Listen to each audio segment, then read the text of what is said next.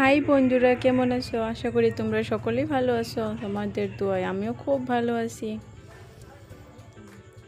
আমি ইয়াসমিনা বলছি আসাম থেকে। আজকে আবার তোমাদের সঙ্গে এক নতুন ভিডিও নিয়ে হাজির হলাম।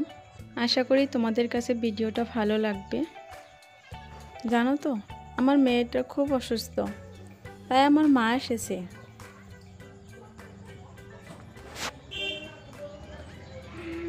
তাই ভাবলাম মেয়েটাকে মার কাছে দিয়ে কামগুলো করে নেই, তা না হলে আবার কান্দাকাটি করবে, বলবে মার কাছে যাব, মার কাছে যাব। জানোই তো, ছোট বাচ্চাদের অসুখ পড়লে, শরীর খারাপ হলে মাকে ছাড়া কিচ্ছু বোঝে না, ওদের বাস মাই দরকার। মেয়ের কাপড়গুলো ভাঁজ করে বাস্কেটে রেখে দিচ্ছি। মার বাড়িতেও খুব কাজ আছে, সেও আসতে পারে না, তারপরও তার নাতনির শরীর খারাপ শুনে চলে এসেছে। থাকবে না, আবার চলে যাবে।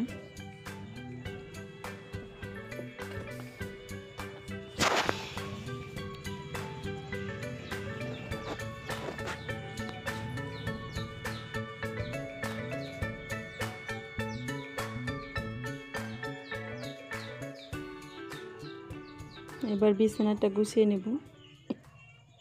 দেখো বিছানার কি অবস্থা, কি এলোমেলো হয়ে আছে।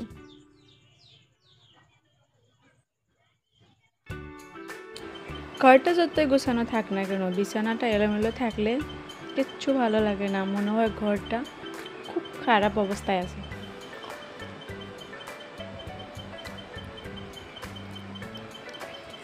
চাদরটা ধুয়ে দিয়েছিলাম কালকে, শুকিয়ে গেছে, এটা ভাঁজ করে নিচ্ছি।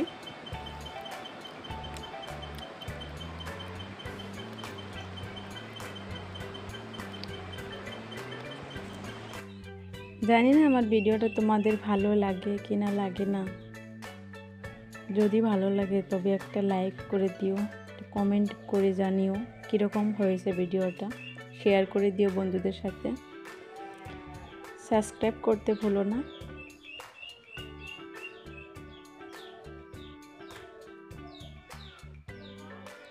বিছানার কাঁথাটা তুলে নিলাম, এবার ঝেড়ে নেব।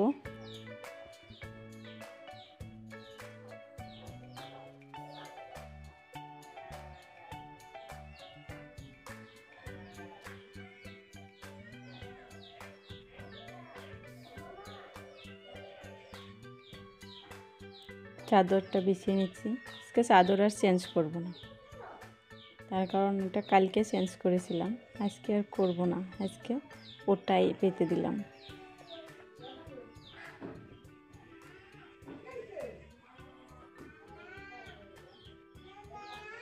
ওদিকে বিছানার কাজটা আমার হয়ে গেছে, একটু এদিকে গুছিয়ে নেব।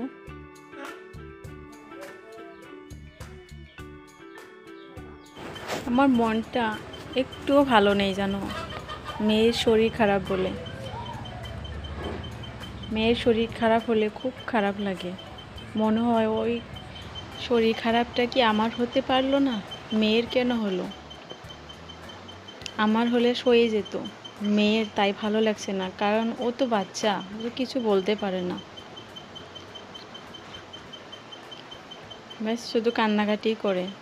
তারপর আমার মেয়ে খুব ধৈর্য সহকারে থাকে, ও কান্নাকাটি বেশি করে না, ব্যাস ওর একটা বস্তুর দরকার, ফোনটার দরকার। হাতের কাছে যদি ফোনটা পায় তাহলে আর কিছুর দরকার নেই, কিচ্ছু চাই না।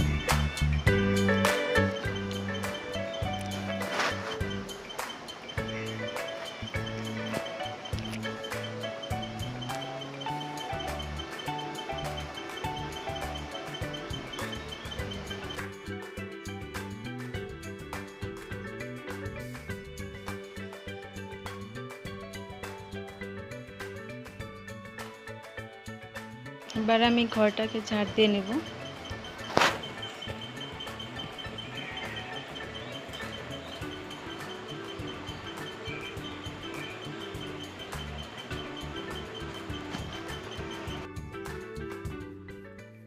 আমি ঘরটা ঝাড় দিয়ে নেই, ততক্ষণ তোমরা ভিডিওটা দেখতে থাকো।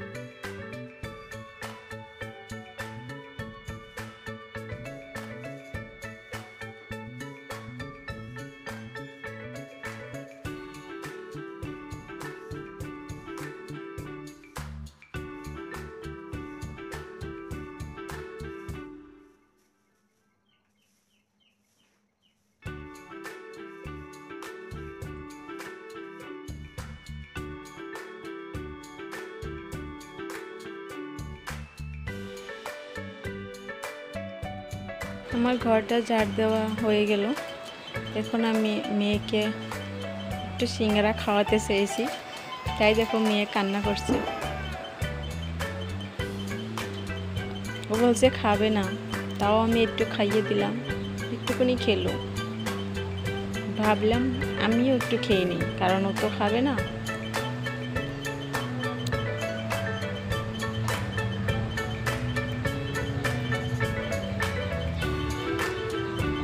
এখানে দেখো মা রান্না করছে, আমি তো সকালে রান্না করতে পারি নাই, দুপুরে রান্নাটা মাই করে দিচ্ছে। ভাতটা বেড়ে নিল, আমি ভাতটা নিয়ে আসবো ওখান থেকে, ঘরে রেখে দেব।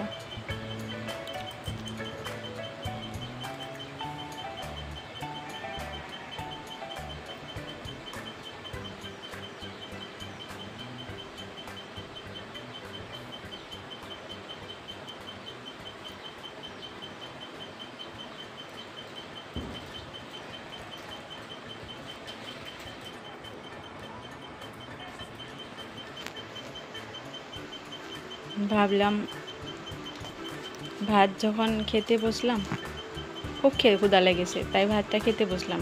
ভাবলাম মেয়েকে একটু খাইয়ে দিই, তা দেখো কীরকম করে বের করে দিল, খাবে না। ব্যাস, ও দেখো একটু সিংড়াই খেয়েছে। তারপরে মা রান্না করে ওটা পিঠা বানালো।